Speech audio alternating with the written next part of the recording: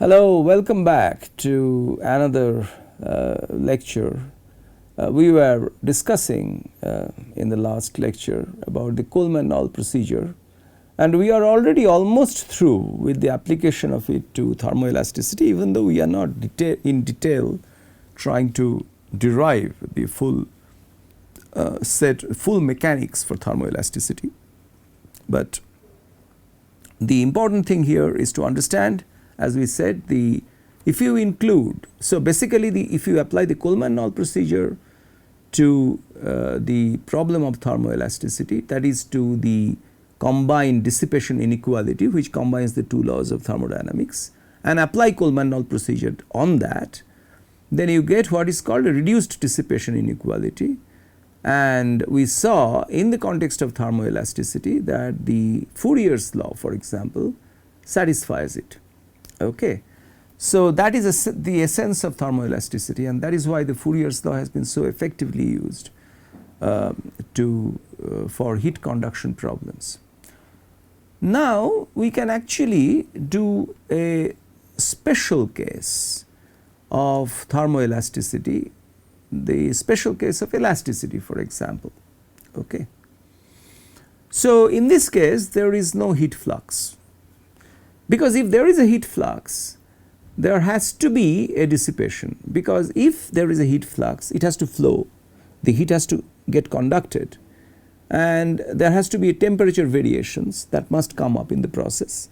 So, thermodynamic equilibrium will be maintained only when the temperature becomes finally constant, right, with the ambient temperature. It becomes the same as the ambient temperature. But in the case of elasticity, therefore, there is no heat flux, there is no heat source because of the same reason, right. So, in this case the Helmholtz free energy psi will be just a function of F, the deformation gradient.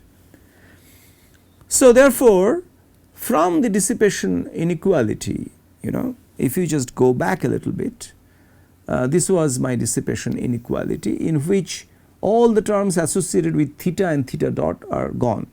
You only have sigma minus rho del psi by del f f transpose inner product with D is greater than equal to 0, right.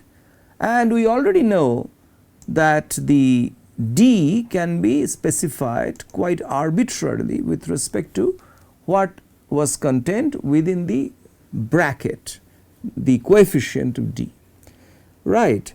So, basically that means, as we argued in the last lecture, that the coefficient of D must necessarily vanish. Requiring this, we get to the relationship, the constitutive closure, the stress strain relationship, or the stress deformation gradient relationship in this case, sigma equals rho del psi by del f f transpose. Okay. So, this also shows that there is no dissipation in elasticity, because once you make use of this constitutive closure, it means that the dissipation is 0, right, irrespective of how you choose your D, that is the rate of deformation.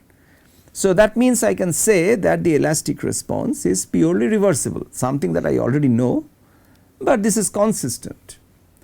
So, now let us come to the rigid heat conductor. The reason, this has nothing to do with plasticity as such, but the reason why I have taken up this example is that the rigid heat conductor gives you an extra practice with the use of the Coleman-Noll procedure, which is such an important procedure in mechanics. So, let us consider a rigid heat conductor. This is a domain which is quite away from the usual continuum mechanics, because there is no deformation. It is a rigid body, a rigid heat conductor, right. So, no deformation means there is no straining either, and there are no multiple configurations, right. So, you just call the body domain as omega, okay, and take any arbitrary subset P in omega, all right. Then over this P you write your first two laws in the integral form first, okay. So, in the integral form these are the two laws. The first law is basically the statement that I have indicated, d dt of the integral of the internal energy. Here we do not have to bother about the rho times c, because the mass does not play any role here, no, because there are no multiple configurations. Your omega, this omega is not moving with time. So you do not have to bother about bringing this d dt which is outside inside this integral. It can be simply brought in without adding any correction terms or without invoking the intricacies of Reynolds transport, correct. So therefore, we do not have to bother about defining E as a specific quantity, or for that matter the entropy as a specific quantity, you understand, okay. So here this is the statement for the first law, right, in the integral form. Recall that Q is the heat flux, N is the unit outward normal. So on the boundary del P is the boundary of P, correct, and R is the heat source. The second law is again very similar, except that we are talking of the inequality involving the entropy, the rate of entropy. So the rate of entropy must be greater than or equal to this on the right hand side. The two terms on the right hand side being, one being the heat flux, with a negative term indicating that if the heat flows away from the body through the boundary, then there is a reduction in energy, right. So basically that is why there is a negative sign and this heat source, right. Now you can localize, right. So the integrands are set to 0 separately, okay. So this is the localized forms for the first law and for the second law, right. Recall that theta is the absolute temperature. Then combine, as I told you earlier, that while combining you can just think of eliminating R from these two equations, the first and second laws, alright. So this is basically, there is a mistake here, sorry, this has to be greater than or equal to, okay, that was a typo. Now you see, so therefore if I combine these two, then I get this dissipation inequality, this combined dissipation inequality in this particular case, right. Now you see what is actually happening is that very similar things have happened now. Again I have got a term like E dot minus theta S dot as I got earlier for thermoelasticity. So again I need to introduce a free energy psi equal to E minus theta S and rewrite the dissipation inequality in terms of psi, which is here, okay. This script D here, or the calligraphic D rather, not script D, maybe calligraphic D, is the dissipation, okay. It denotes dissipation. So minus D less than or equal to 0 means D is greater than or equal to 0, which we know that dissipation cannot be negative. Now again we have to assume, as before, as in thermoelasticity, we have to assume some functional forms for psi. So let us first assume that psi is a function of theta and grad theta. So is the entropy a function of theta and grad theta, and Q also. The heat flux is also a function of theta and grad theta, right. The thing is that for convenience of notations, just for convenience, let us call grad theta, the vector grad theta, call it by G, okay. The gradient of theta is G. Now apply the chain rule on psi. So psi dot is here, so you have to do it for both theta and G, okay. So you remember that del psi by del G will be a vector, so that is why this dot product here. Substitute this psi dot, the expression, in the dissipation inequality. You see this is being repetitive, we are again and again doing the same thing, but it helps. And then rearrange the terms properly, so basically you get something like this, right. Now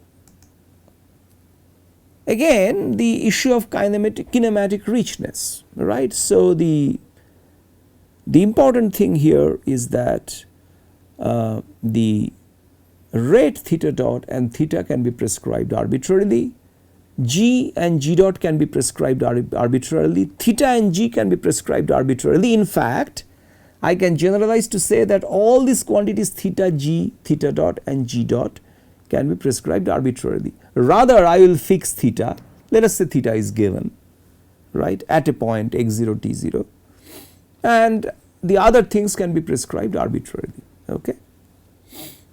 So, therefore, the coefficients of theta dot and g dot must vanish. Okay. So, let us see what it means. So, you basically have, there is a mistake here, this theta dot, I forgot to put it outside. So, this has to be crossed out. Okay. So, let us come back to this. So, theta dot and theta can be prescribed arbitrarily. So, therefore, this coefficient must vanish.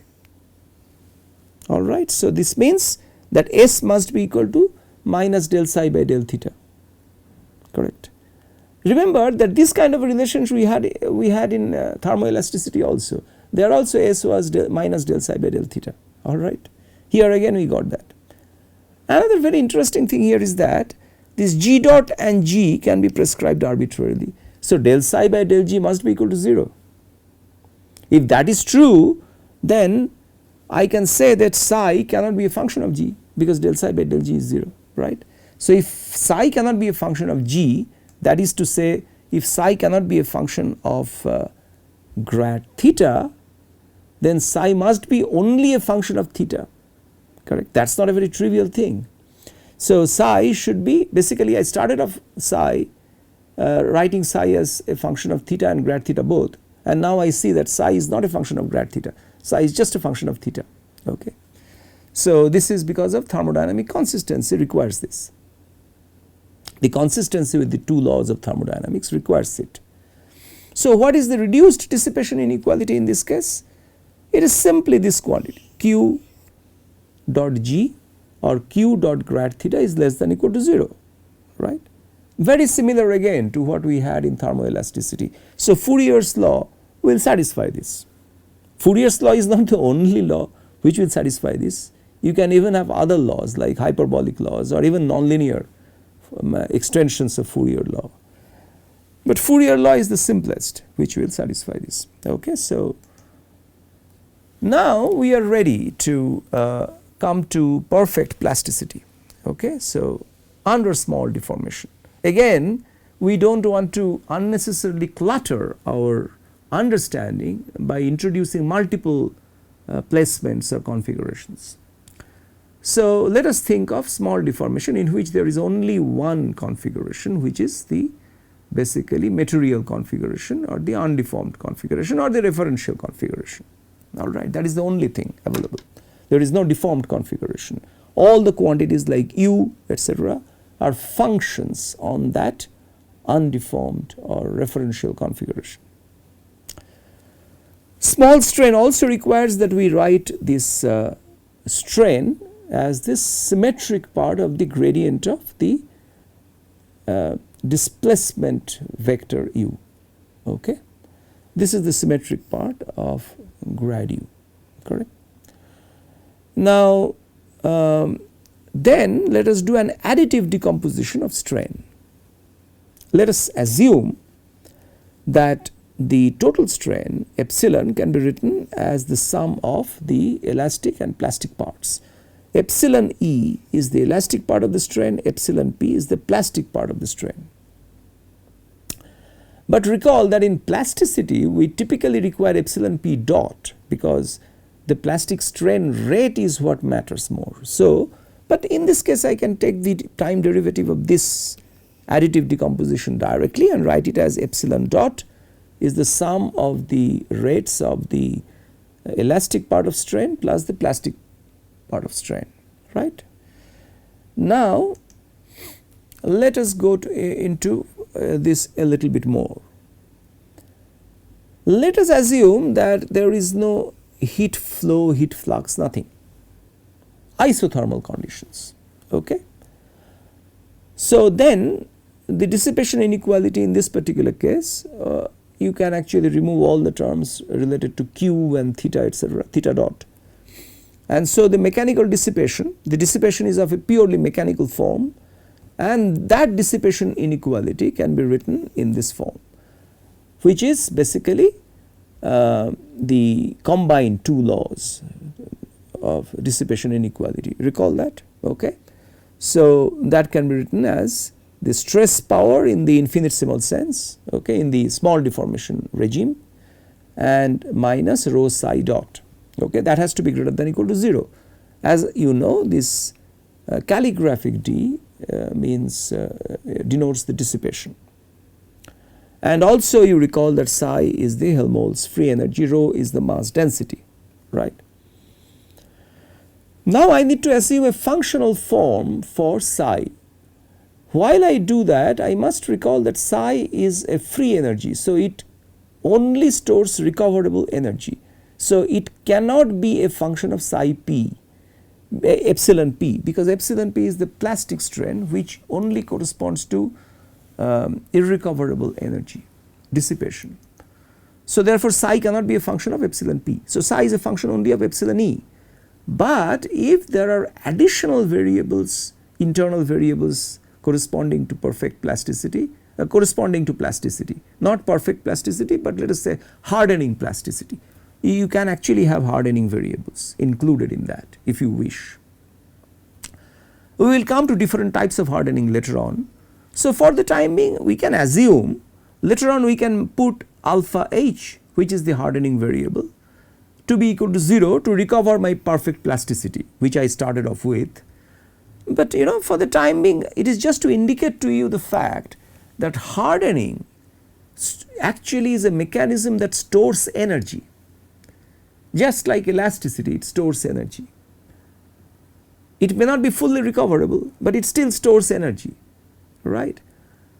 It does not dissipate, it is not recoverable in the sense that after storing it, it changes the microstructure fully and you cannot go back, possibly not, but it still stores the energy, right. It is not seen as getting dissipated into the environment in the form of heat, okay. So you can actually think of psi to be a function of alpha h also, right.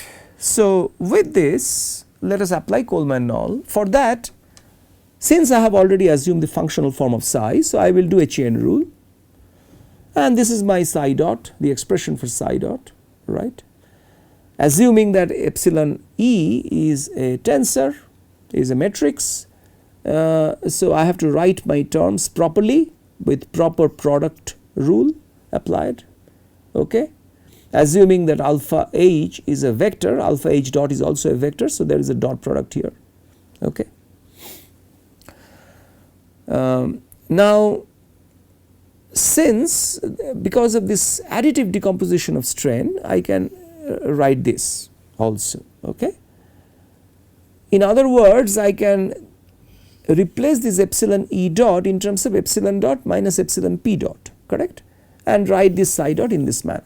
So far no problem. With this expression of psi dot, I replaced in the dissipation inequality, we have the form of the dissipation as written here, okay, and a bit of rearrangement here, okay, gives you this. All right. Now comes the crux. So as you know, epsilon e is a standard elastic variable, right. Epsilon dot can be specified completely arbitrarily given epsilon e locally. So therefore this term has to be equal to 0, which is okay. So we typically get sigma equal to rho times del psi by del e, del epsilon e, which is basically the thermodynamic closure for elasticity. We know that this is the stress strain relation, already we know that, but from your background in elasticity you may already be knowing that, okay. But we recovered that here too. Here there is a problem. You may be tempted to say that epsilon p dot is independent of epsilon e specification locally. That is not true. That is not true because of this reason, that epsilon p dot, for all that epsilon p, if you want to recover epsilon p from epsilon p dot and hence construct your total strain, then you may have to do a path integration over the whole time through which epsilon p has evolved. If you are doing this, a local separation is not possible anymore. Even though epsilon e is local, this is not. This has no local meaning that way, not immediately. It is not clear that it is a valid tangent space object, right. So, you have to be very clear, this you cannot use. You cannot say that del psi by del epsilon e is 0, because epsilon p dot can be independently specified. Exactly the same thing is true for this, right. So, these terms remain. This is something that may actually intrigue you at the beginning. This is the reason why plasticity is so different. The history dependence, the dependence on the path, not just of the instantaneous values, that actually makes a difference here, right. Okay, I hope you understood this part. So, sigma equal to rho del psi by del epsilon e is okay. This is obvious. Since I cannot do anything more, so I have to write my reduced dissipation inequality in this form, right. Both the plastic strain rate and the hardening variables, they remain here. Hardening variables, I just now said it stores energy, but not in a path independent manner. It changes the microstructure, right. It does not dissipate, not always. This is the weird thing, it does not dissipate, it does not necessarily create heat, no. But it changes the microstructure, stores that energy. If that energy is gone, that microstructure is also gone. That energy never goes, because the microstructure is never reversed back to where it started from. Okay. Now, with this form of the dissipation, let us define a variable Np, which is the epsilon p dot divided by modulus of epsilon p dot. This is called the flow direction, plastic flow direction. Okay. This Np, plastic flow direction. Note that the modulus of Np or the norm of Np is 1, right. It is obvious. Now, in terms of this Np, I can write this dissipation in this way, okay, because I can actually take epsilon p dot outside this way, right, and then within the bracket I can write sigma minus rho del psi by del alpha h Np.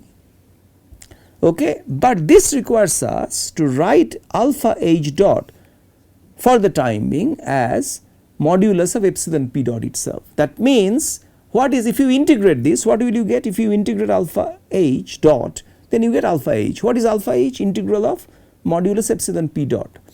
So, it is the accumulated plastic strain. This is a typical hardening variable that we use often. Okay. So, this is the accumulated plastic strain. Now, so therefore, use this also, then you can write this. Okay. Then in rate independent plasticity, we have been talking of rate independent plasticity in some other lecture also. Okay. I just defined what rate independent plasticity means, that it does not depend on the rate at which the force is applied to the system, the loading is applied. So, we often hypothesize co-directionality. That means, the stress and the plastic strain rate are co-directional in this sense. That means, sigma 0, if you divide by modulus of sigma 0, that will be the same as, that will be a unit tensor, no, right.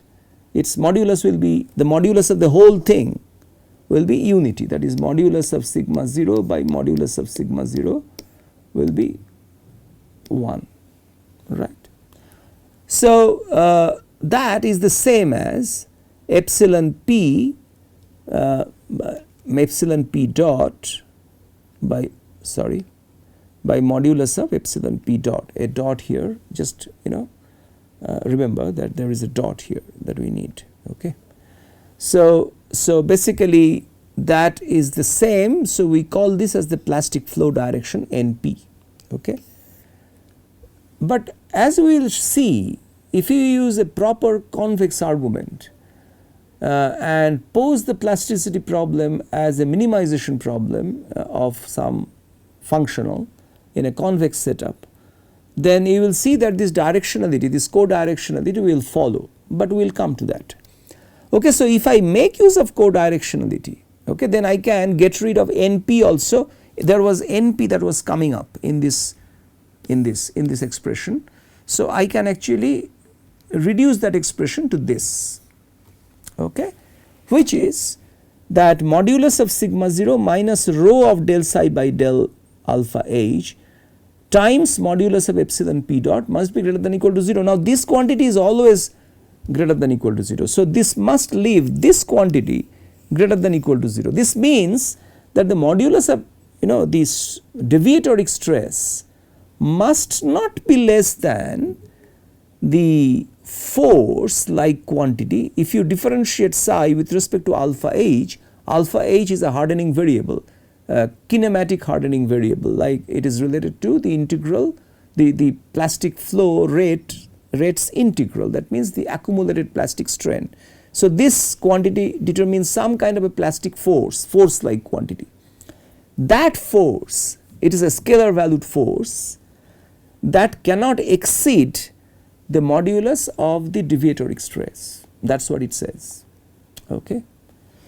So, this is all that we can extract from the Coleman-Noll and the thermodynamic closure in the context of rate independent plasticity, right. So, so basically we may say that well, so effectively the quantity that produces dissipation acting on epsilon p dot, you see, is this, which is under this square, under this rectangle. Okay, so this is a purely dissipative quantity because it enters the reduced dissipation. It cannot be reduced further, it is already reduced, correct. So, therefore, we may say that the dissipative flow resistance is just this quantity. Okay. So, this is not a standard term, but I am just saying that basically this is the dissipative flow resistance acting against epsilon p dot to produce dissipation, pure dissipation, which will finally be seen in the form of heating of the body. If a body undergoes plastic deformation, it will get heated. So, this is the dissipative flow resistance, force like quantity, that is responsible for that heating, right. So, also note that the co-directionality, by using co-directionality, that NP went away, correct. So, we saw that using co-directionality, why this basically dissipative flow resistance is now independent of NP, right. So, if some quantity is independent of NP that produces pure dissipative plasticity, then it can be considered as isotropic, right, because it does not depend on the flow direction.